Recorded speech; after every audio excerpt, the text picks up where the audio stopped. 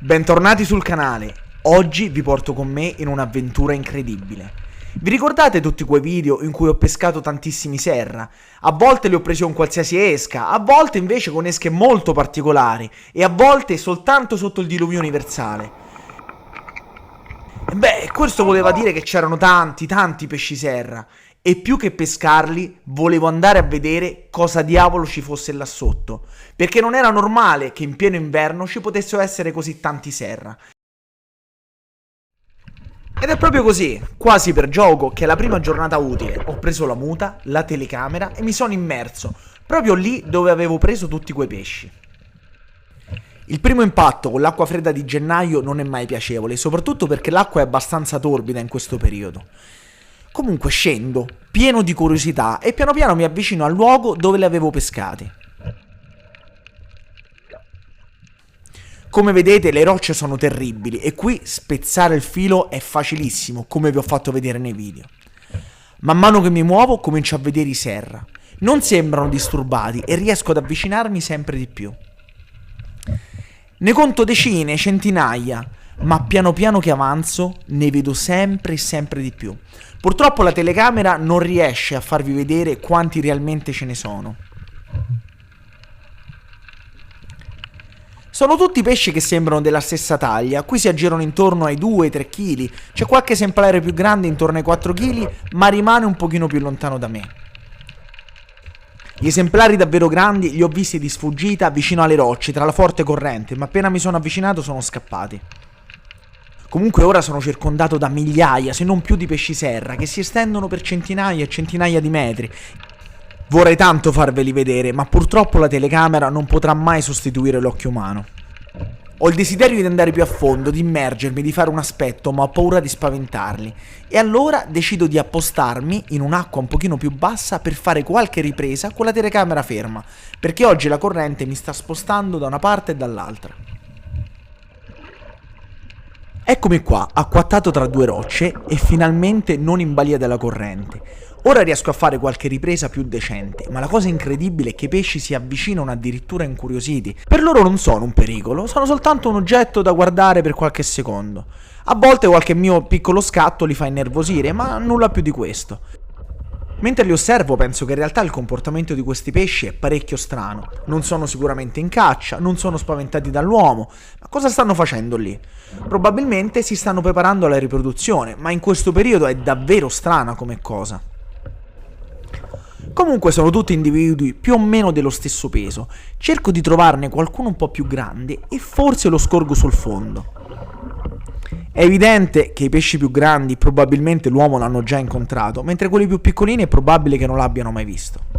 Ogni tanto c'è anche qualche serra con qualche ferita, forse a causa di qualche pescatore o forse a causa di qualche predatore.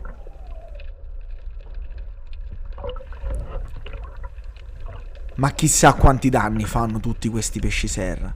Ecco perché i cefali, le spigole e gli altri pesci non si vedono più. Potete immaginare quanti pesci possano uccidere in un solo giorno tutti questi pesci serra?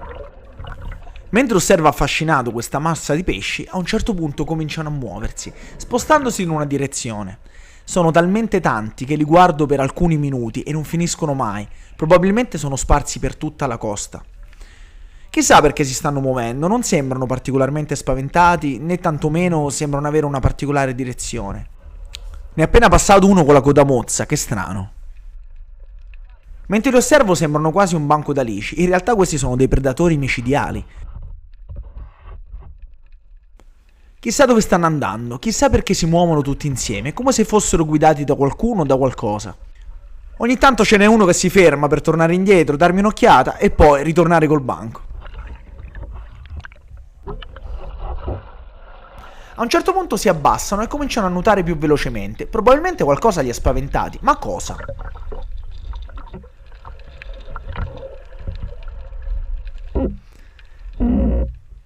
L'avete visto? Scommetto proprio di sì. E sì, quello è l'unico predatore del serra nel Mediterraneo, il tonno rosso. A momenti m'affogo per lo spavento. Ma che ci fa questo pesce a 1 metro da riva? E mica il solo, pensate che ho contato almeno 20 passaggi in 10 minuti, probabilmente di 2 o 3 pesci diversi. Eccolo qua che si riavvicina per cercare la sua preda. Anche il tonno è un opportunista e non ha paura ad arrivare a 1 metro d'acqua per trovare la sua preda, soprattutto se è facile. Ormai il Sierra si sono spaventate e si sono allontanati da quella conchetta dove erano facili preda del tonno. Così mi sposto anch'io e trovo un nascondiglio ancora migliore. Ora i pesci sono più compatti e molto più nervosi ad ogni mio movimento.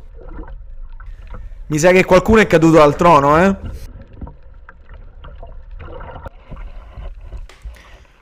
Dopo un po' il pericolo sembra essere cessato, i Sierra si rilassano anche se non sono più così tanti e si sono tutti spostati verso destra. Ma di nuovo eccolo qui, guardate quanto mi è passato vicino questa volta. Sono pesci di una cinquantina di chili, forse qualcosa di più, forse qualcosa di meno, ma la cosa incredibile è che sono praticamente a 2 metri d'acqua e attaccati alla costa. Oggi le ho viste davvero tutte e spero di avervi fatto vedere delle immagini incredibili. Quello che più mi dispiace è che nella via del ritorno non ho trovato neanche un cefalo, neanche una spigola, non un saraco. I pesci che io conoscevo e che ormai sono diventati sempre più rari. Che sta succedendo al nostro mare? Com'è possibile che a gennaio ci siano milioni di pesci serra con i tonni che se li mangiano, ma non si veda neanche un cefalo o una spigola?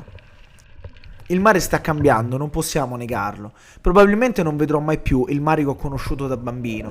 Ormai stanno scomparendo tutte quelle specie che abitavano qui da migliaia di anni, soppiantate da altre, molto più aggressive, come il pesce serra. Chissà quanto è responsabile l'uomo di questo cambiamento, ma soprattutto chissà come diventerà il Mediterraneo tra qualche anno.